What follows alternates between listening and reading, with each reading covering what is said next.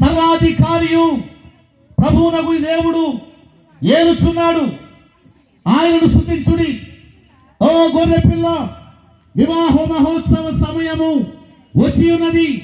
ఆమె దాని భార్య అనగా గొర్రె పిల్ల యొక్క భార్య తనను తాను సిద్ధపరుచుకొనుచున్నది.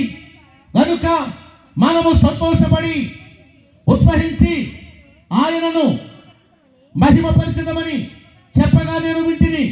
మరియు ఆమె ధరించుకొనుటకు ప్రకాశములను నిర్మలములైన సన్నపు నార వస్త్రములు ఆమెకి ఇయ్యబడును.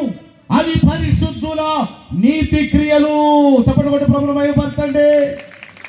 వెనకాల కొడతలేదు. హల్లెలూయా. చెప్పండి, ఏ క్రియలట, ఏ వస్త్రాలు ఇవ్వబడ్డాయా మీకు? ఇదిగో గొర్రె పిల్ల యొక్క భార్య తనను తాను సిద్ధపరుచుకుంటుంది. ఎవరు గొర్రె పిల్ల? ప్రభువు గొర్రె పిల్ల. గొర్రె పిల్ల భార్య ఎవరు? సంఘము. సంఘం ఏం చేస్తుంది? సిద్ధపరుచుకుంటుంది. సిద్ధపరుచుకుంటున్న సంఘానికి ఏమి ఇవ్వబడ్డాయట?